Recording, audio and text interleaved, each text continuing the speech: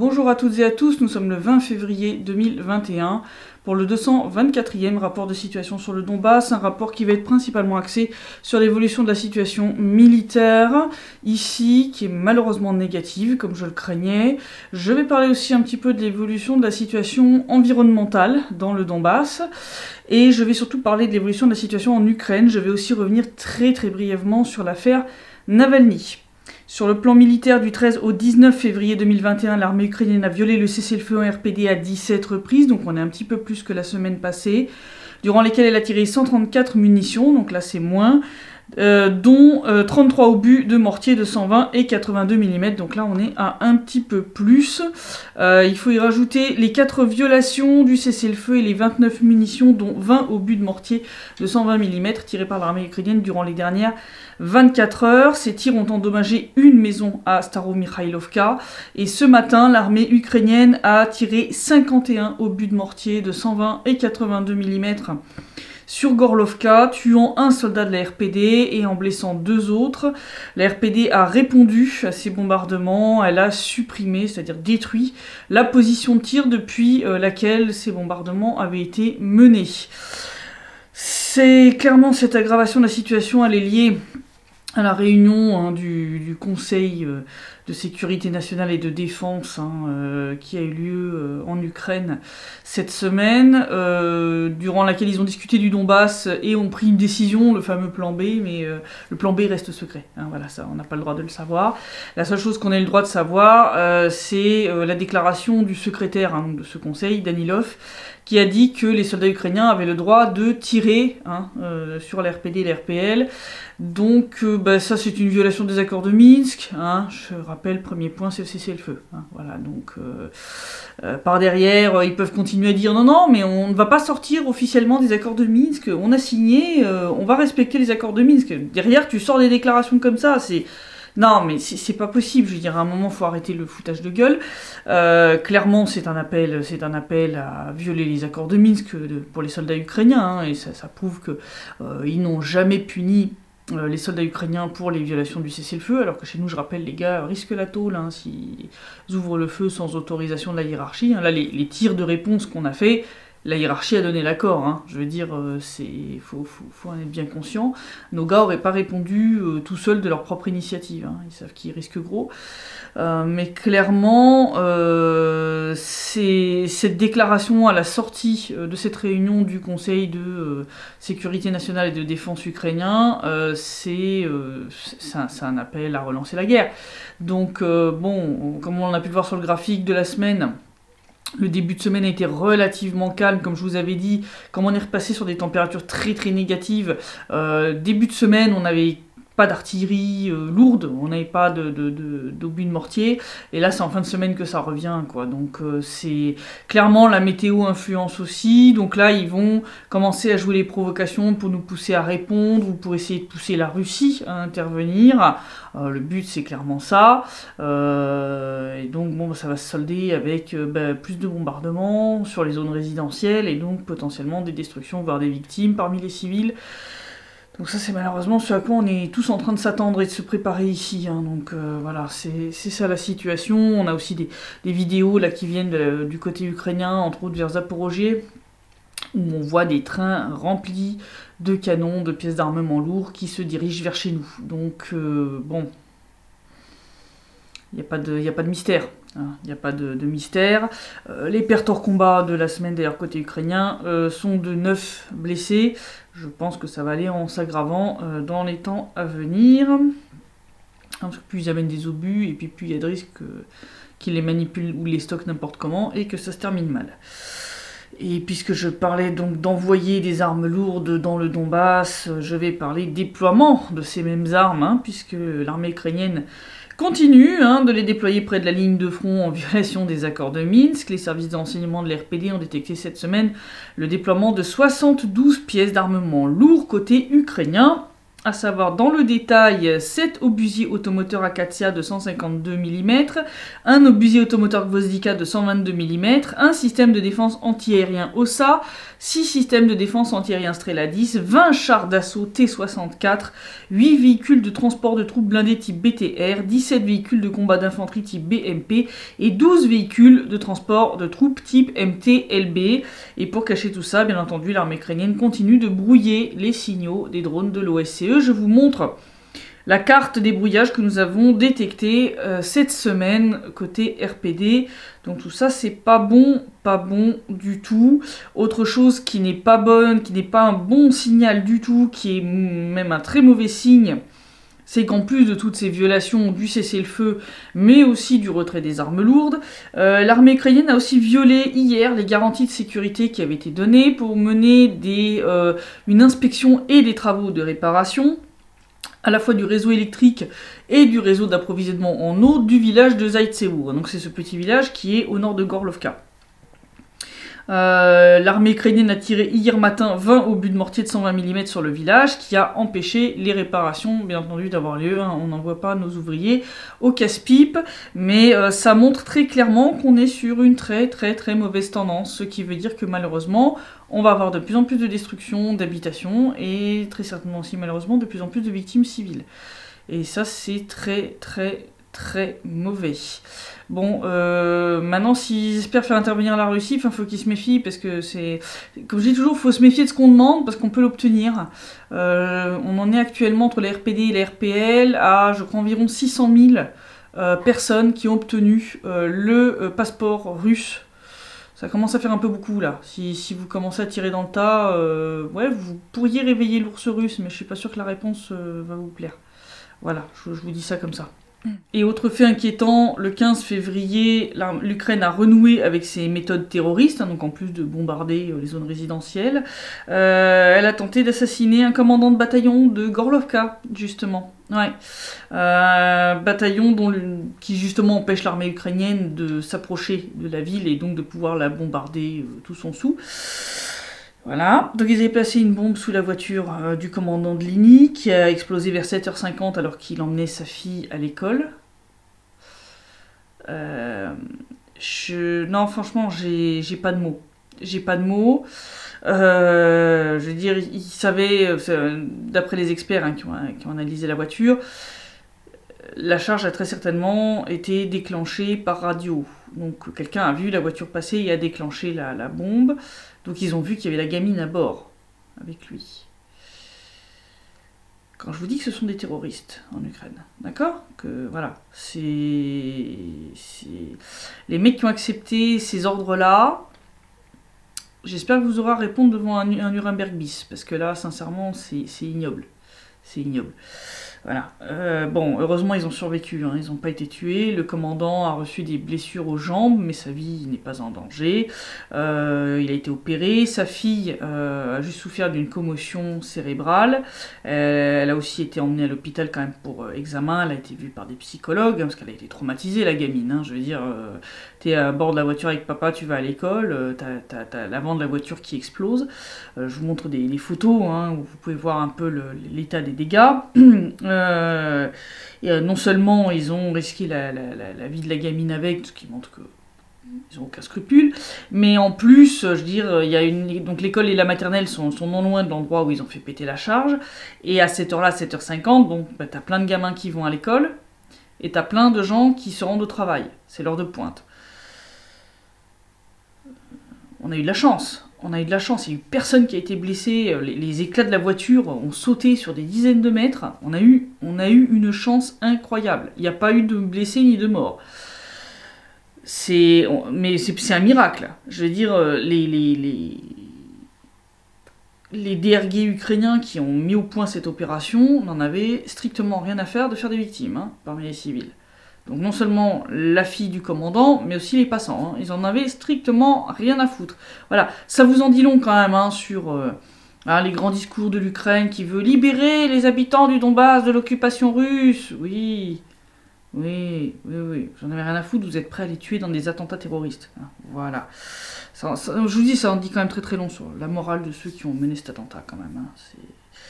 c'est quand même édifiant, je pense que voilà. Et puis je vais parler brièvement coronavirus. En RPD, on en est à 23 585 cas, dont 1983 morts et 16 358 guéris. En RPL, on en est à 2952 cas, 259 morts et 2468 guéris. En Ukraine, ils en sont quasiment à 1 300 000, hein. Ils en sont à 1 299 967 cas, dont 25 045 morts. Voilà, puis ils vont se faire vacciner avec le machin de chez Pfizer et l'autre de chez AstraZeneca, ça va être super. Voilà, il va y avoir plus de morts à cause des effets secondaires qu'à cause du coronavirus. Bref. Je vous disais que j'allais vous parler un peu environnement. Donc il faut savoir qu'avant le Maïdan, l'Ukraine, Yanukovych, hein, voilà, je tiens à préciser, Yanukovych, parti des régions, c'est-à-dire les gens qui sont maintenant dans l'équipe Boyko-Medvedchuk, hein, c'est-à-dire l'opposition, ont signé des accords avec des sociétés occidentales, entre autres là Shell et Chevron, assisté d'ailleurs de Burisma, vous savez, la société où siégeait Hunter Biden, le fils de Joe Biden lui-même. Ils ont signé des contrats pour leur permettre d'exploiter des réservoirs de gaz de schiste dans le Donbass. Enfin, à cheval entre le Donbass et l'oblast de Kharkov, très exactement. Donc c'est le réservoir, le champ de Diuzovski, c'est comme ça qu'il s'appelle. Et donc ils ont signé ce truc-là. Donc chez les Chevron, on mis des milliards pour l'exploration, puis l'exploitation de ce champ gazier.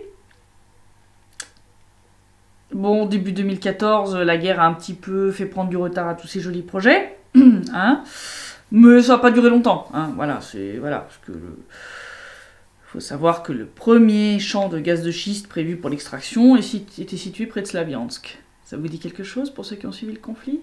Oui, la première grande bataille de cette guerre, c'est la bataille de Slaviansk, qui a duré plusieurs mois, hein. Ils ont assiégé, l'armée ukrainienne a assiégé littéralement la ville de Slaviansk, siège durant lequel d'ailleurs il y avait, semble-t-il, 400 mercenaires d'académie, hein, donc anciennement Blackwater, qui sont 400 mercenaires américains qui sont venus en aide à l'armée ukrainienne pour reconquérir Slaviansk. Je me suis toujours demandé pourquoi il y avait eu des 400 mercenaires américains pour la bataille de Slaviansk.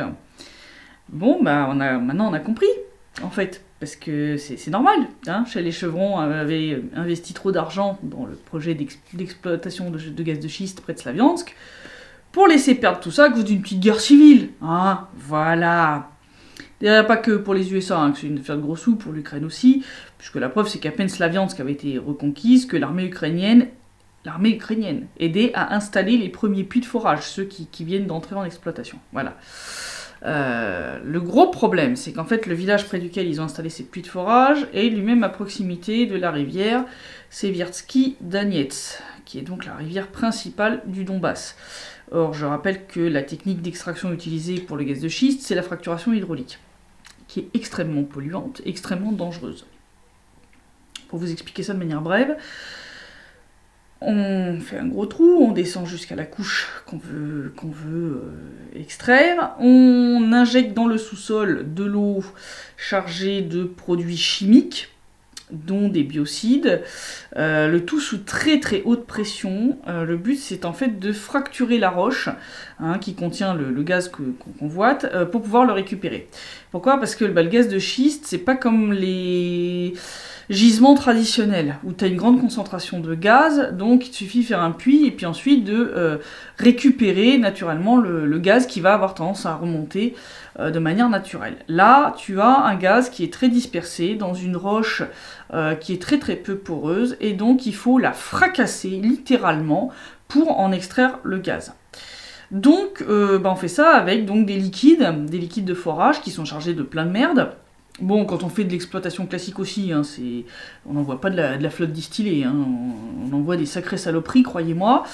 Mais là, pour la fracturation hydraulique, c'est encore pire. C'est encore pire.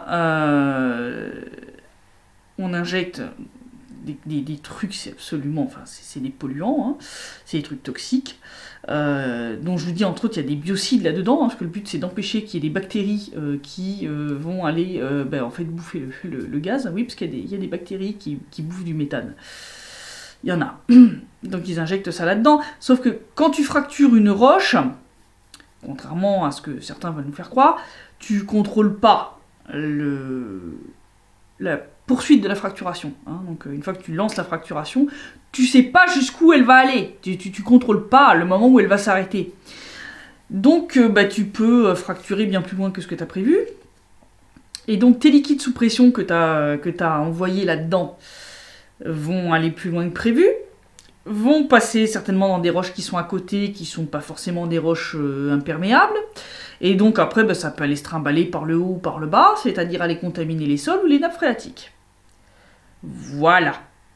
Donc ça va tuer les racines des arbres, hein, parce que les racines des arbres, ça descend très très loin quand même. Hein. Donc les biocides et puis tous les produits chimiques dégueulasses qu'il y a dans ces liquides vont s'attaquer aux racines des arbres, vont les tuer, donc les arbres vont tomber. Et puis, en fait, vous allez vous retrouver au bout d'un moment avec un espèce de marécage toxique autour du puits de forage. D'ailleurs, si vous regardez les photos des puits d'extraction qui ont été faits entre autres aux États-Unis, vous voyez le paysage, je vous montre ça maintenant. Voilà à quoi ça va ressembler. Je vous mens pas, je vais dire c'est une vue aérienne réelle. Voilà à quoi ça ressemble au bout de quelques années. D'accord ? En plus de ça, donc il y a tout ce danger écologique, il y a aussi un danger géologique, puisque vous fracturez une couche de roche. Vous fracturez une couche de roche, donc ça va fragiliser non seulement la couche géologique dans laquelle vous essayez d'extraire le gaz, mais aussi potentiellement celle du dessus, surtout dans une région comme le Donbass, où vous avez quand même des galeries de mines de charbon un peu partout. Hein, voilà, on a un gruyère, nous, dans le sous-sol. Hein, on a des galeries de mines partout. Clairement, dans une zone criblée de galeries de mines de charbon, c'est pas une bonne idée d'aller s'amuser à fracturer des roches. Ça peut non seulement déclencher des séismes, mais ça peut aussi provoquer des affaissements de terrain assez importants. Donc vous pouvez vous retrouver avec des maisons ou des villages qui vont tomber dans des trous, parce que le toit d'une ancienne galerie de mines que tout le monde avait oublié se sera effondré à cause de la fracturation hydraulique. Voilà. Et puis je parle pas non plus... comme je vous disais, vous voyez sur les photos aériennes aux États-Unis, vous vous rendez compte qu'il y a en fait plein de puits. Pourquoi ? Parce qu'en fait, la fracturation hydraulique, entre autres les gaz de schiste ou toute l'exploitation du pétrole non conventionnel aussi, on est sur des rendements qui sont au final bien moindres que sur de l'exploitation classique. Donc vous avez fracturé la roche, oui, autour de votre puits, mais en fait, vous allez très très vite, effectivement, au départ, avoir un bon rendement, vous allez récupérer plein de gaz, et puis en fait, le truc, c'est que ça s'épuise très vite. Parce que vous ne pouvez pas fracturer sur des kilomètres et des kilomètres et des kilomètres autour de votre puits. Hein, on est d'accord, ou alors vous risquez de littéralement tout fracasser et votre puits va tomber dans un trou avec. Donc vous êtes obligé, vous allez fracturer la roche sur un certain diamètre autour du puits de forage, et puis, en fait, vous allez très vite en faire le tour. Vous allez pomper très vite le gaz. En quelques années, votre truc est complètement vidé. Et puis, vous devez vous déplacer quelques kilomètres. Refaire un nouveau puits de forage. Donc, vous passez votre temps à créer des nouveaux puits de forage absolument partout, autour, pour exploiter l'ensemble du gisement. Donc ça vous donne, ce que je vous montrais, ce que je vous remonte maintenant, c'est ces paysages complètement lunaires avec des puits et des routes. Et il n'y a plus rien d'autre. Vous voyez, il n'y a plus de végétation, il n'y a plus rien, tout est mort. D'accord ? Je vous raconte pas des cracks. Donc en quelques années, vous vous retrouvez avec un désert toxique couvert de puits de forage. D'ailleurs, dans beaucoup de pays, même aux États-Unis, maintenant c'est interdit d'utiliser cette technique-là à proximité de zones habitées ou de champs agricoles. Ils peuvent plus faire ça que dans des déserts, tu vois. C'est les seuls endroits où ils peuvent encore faire ça. Pourquoi ? Parce que c'est extrêmement dangereux. Je veux dire, ceux qui viennent me dire en commentaire, oui, il faut pas se laisser avoir par la propagande anti-gaz de schiste. J'ai envie de vous dire des trucs vulgaires, mais je vais pas le faire. Je suis géologue, d'accord? J'ai un master en géologie, spécialité ressources minérales, d'accord? Donc l'extraction minière, pétrolière, gazière, c'est ma spécialité, d'accord? J'ai fait 5 ans d'études à l'université, temps plein là-dessus, d'accord? Je vais dire, voilà, j'ai pas fait 5 heures par-ci, 5 heures par-là, d'accord? J'en ai bouffé 40 heures par semaine de cours, plus 40 heures de travail à la maison pour avoir tes examens. Sans ça, tu peux pas, hein, tu peux oublier.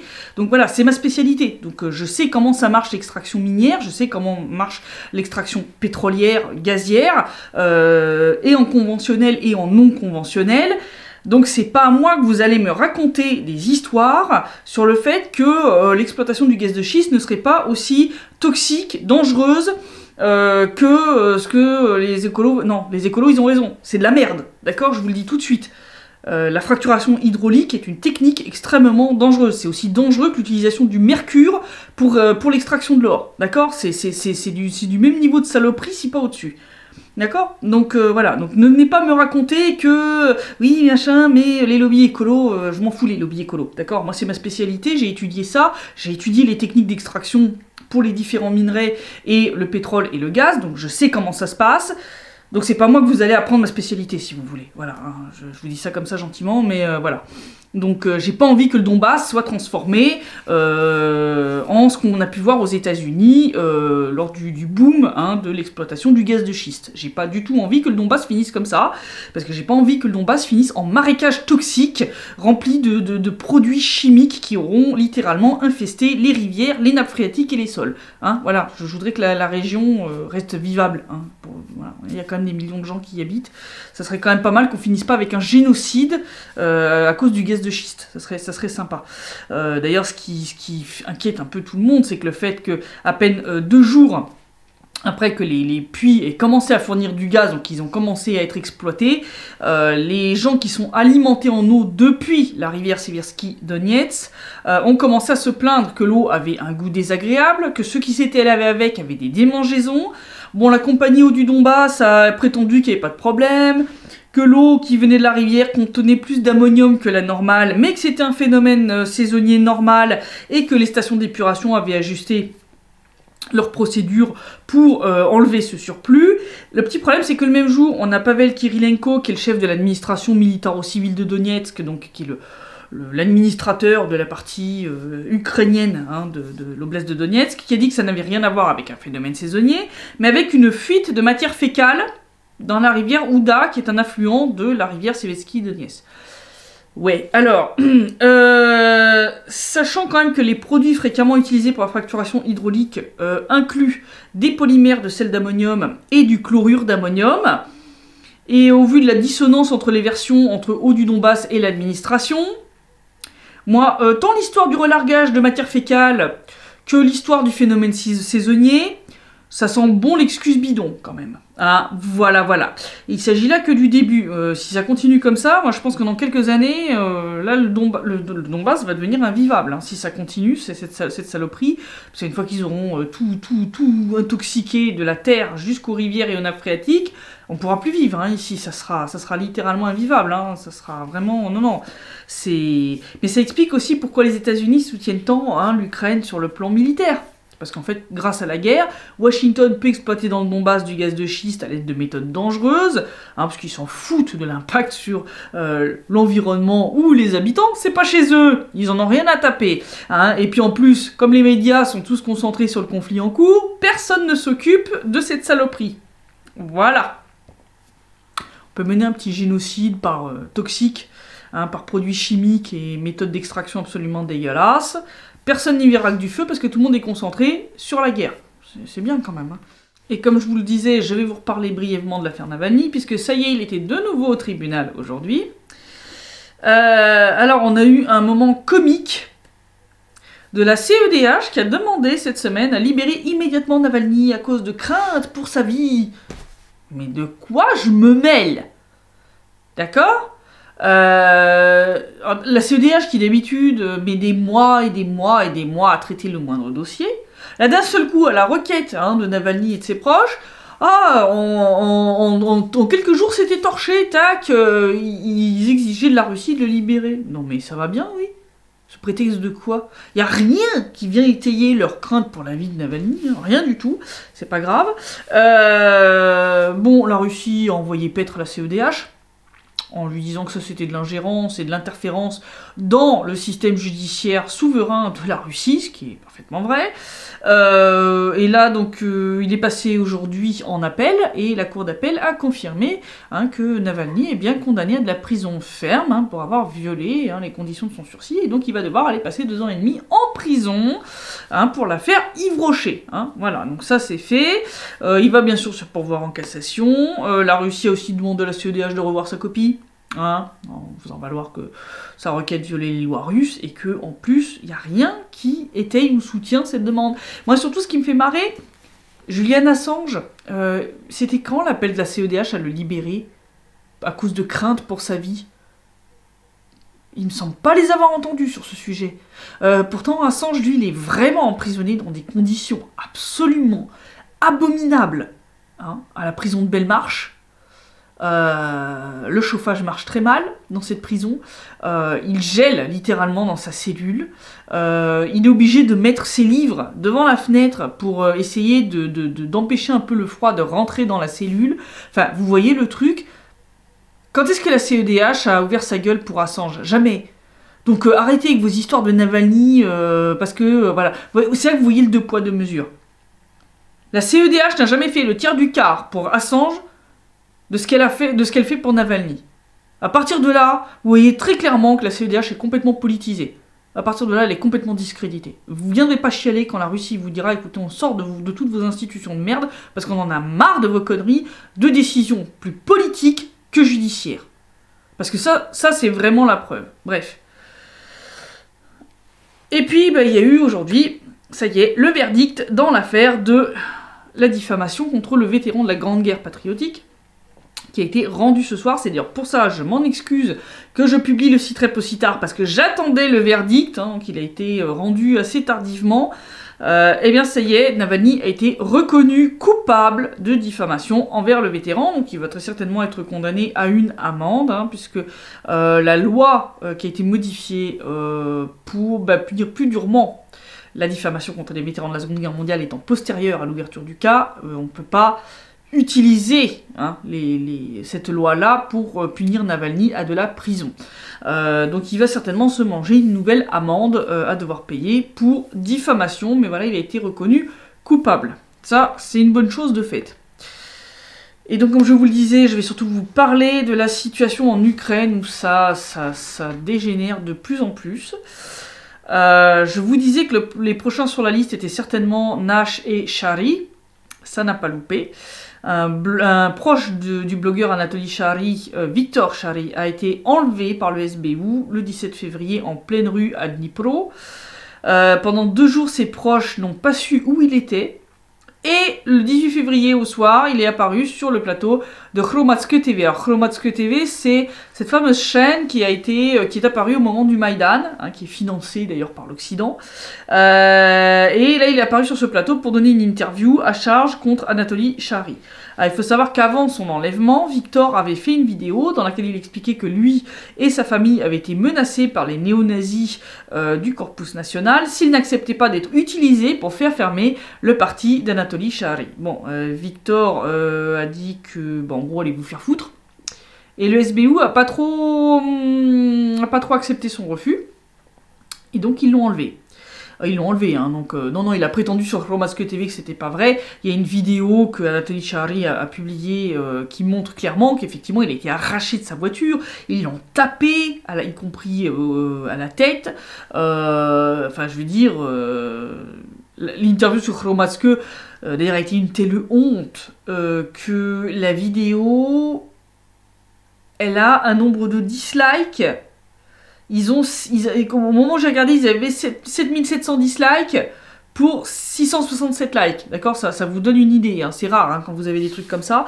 Les gens dans les commentaires ont assassiné littéralement le journaliste de Hromadske et Hromadske TV en disant vous êtes des collabos, vous avez cautionné le fait d'interviewer un mec qui sort tout juste des geôles de torture du SBU, ça se voit d'ailleurs, le mec est terrorisé, tu vois sa tête, il est comme ça, il y a des moments où tu te dis qu'il va se mettre à pleurer, enfin je veux dire, tu le vois, qu'il a passé 2 jours en enfer,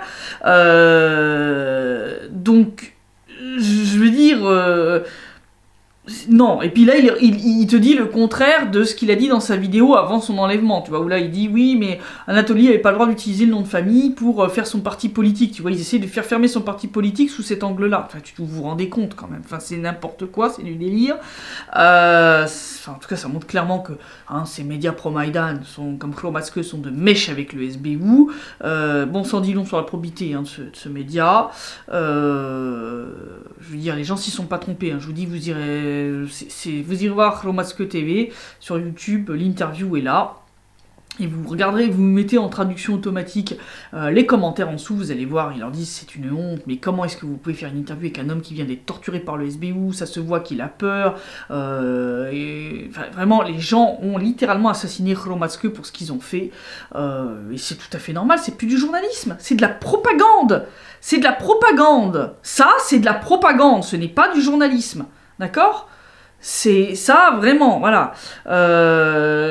Shari est aussi accusé par le SBU de trahison. Donc ils essayent aussi de l'attaquer sous cet angle-là. Et sa femme Olga est poursuivie pour avoir fourni soi-disant de faux papiers lors de l'enregistrement du parti Shari. Comme on le voit, la dérive dictatoriale de l'Ukraine se poursuit. Donc après la fermeture des 3 chaînes TV d'opposition, maintenant... ils essayent de faire fermer le parti d'Anatoly Shari, voire peut-être même de lui mettre la main dessus, parce que je rappelle qu'Anatoly Shari est réfugié en Europe depuis plusieurs années, il avait été menacé par les néo-nazis après le Maïdan parce qu'il s'était opposé à Poroshenko, et tout ça alors que le pays est en train de continuer joyeusement sa descente aux enfers économiques. Je vous renvoie pour ça entre autres à un article que j'ai traduit où en fait pour rembourser des dettes, très certainement à cause de problèmes de charges communales, etc.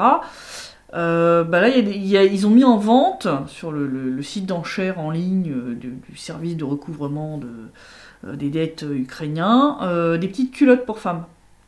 Voilà, ils en sont à vendre des petites culottes pour payer les dettes. Voilà. L'année dernière, c'était un chien qui avait été vendu comme ça. Non, je vous jure, c'est pas une blague. Enfin, je veux dire, quand on est là, c'est que vraiment, ça va très très mal. Ça va très très mal.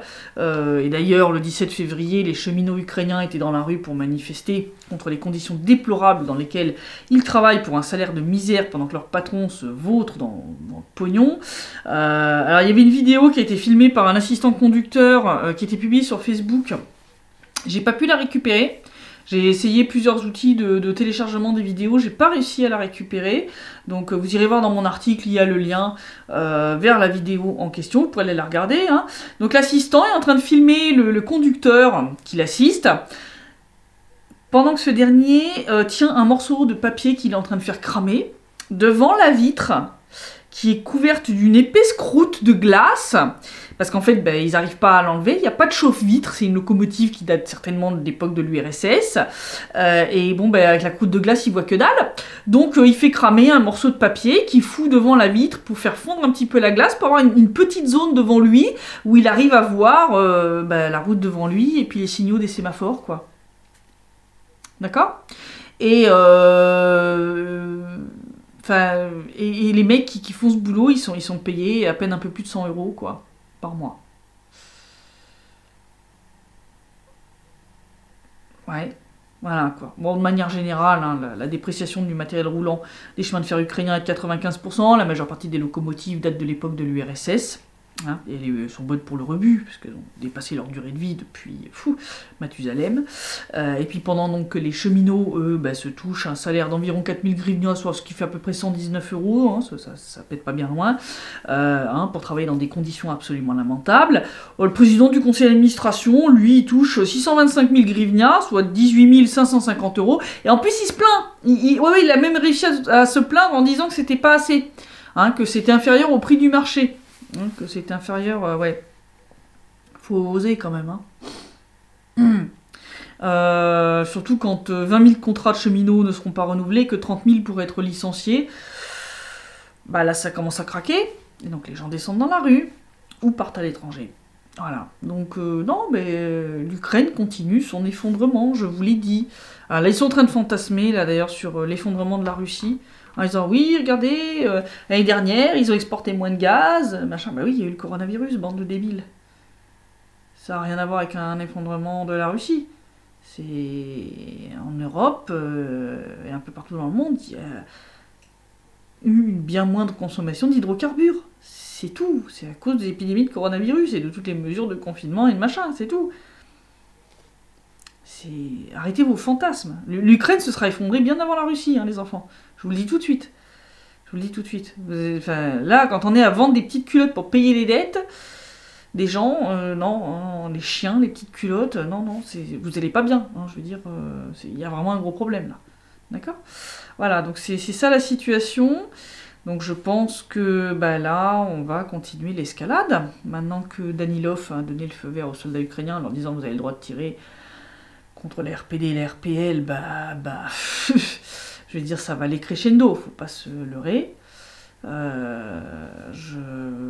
je pense qu'il faut s'attendre à une dégradation de la situation jusqu'au moment où Washington donnera le feu vert à Kiev pour passer quelque chose de plus sérieux. Mais voilà, malheureusement, on va pas aller vers quelque chose de positif. Donc ils veulent une confrontation avec la Russie. Ils essayent, maintenant ils ont plus de marge de manœuvre avec les sanctions vis-à-vis du Nord Stream 2. Donc il y a un moment où ils vont chercher un prétexte pour pouvoir essayer d'attaquer la Russie. Donc il faut la provoquer, la pousser potentiellement à réagir ici dans le Donbass, pour pouvoir ensuite justifier d'attaquer la Russie. Faut vraiment être frappé, hein, parce que non, ça va vous faire très mal. Hein. Revisitez l'histoire de Napoléon et d'Hitler, s'il vous plaît, parce que, là, si la Russie vous répond, ça sera avec des trucs nucléaires, voilà. Donc, comme l'a dit Vladimir Poutine, s'il y a une menace réelle pour l'existence de la Russie, pourquoi est-ce qu'on se retiendrait d'envoyer des bombes nucléaires ? À quoi ça nous servirait un monde dans lequel la Russie n'existe plus ? Voilà. En clair, si vous voulez nous détruire, on vous entraîne avec nous, par le fond. Voilà. C'est tout ce que vous aurez gagné. Mais bon, malheureusement, avec les tarés qu'il y a maintenant à la tête des États-Unis, il faut s'attendre à tout.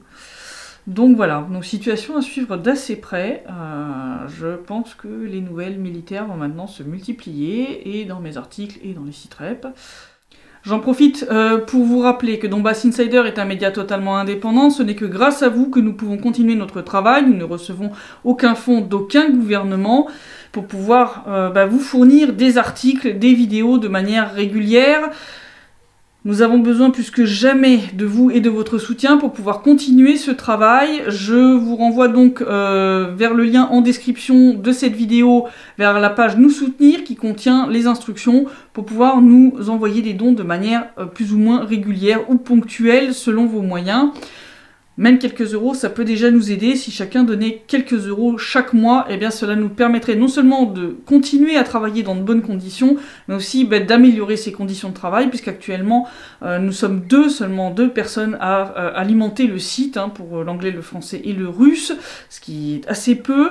J'aimerais vraiment pouvoir agrandir l'équipe, avoir 2 personnes supplémentaires, une pour l'anglais, une pour le français, afin de pouvoir, vous fournir beaucoup plus de contenu sur une base régulière, mais aussi permettre en fait aux membres de l'équipe de pouvoir se reposer correctement, puisqu'en l'état actuel, même quand on est entre guillemets en congé, eh bien on travaille toujours un peu, puisque n'étant que 2, c'est très difficile de s'arrêter totalement, pour des raisons évidentes. Voilà, donc vraiment je fais appel à vous, c'est super important, si vous voulez continuer à recevoir de l'information et en avoir même plus, eh bien on a besoin de vous, je vous le dis, même quelques euros par mois. Si chacun donnait quelques euros par mois, eh bien déjà ça nous aiderait énormément. Donc voilà, je vous renvoie vers le lien en description, Nous soutenir, il y a toutes les instructions là-bas pour voir les différentes modalités que vous pouvez utiliser, les différentes plateformes pour nous soutenir. Merci à vous en tout cas par avance, et je vous dis à la semaine prochaine pour le prochain rapport de situation, et d'ici là, portez-vous bien.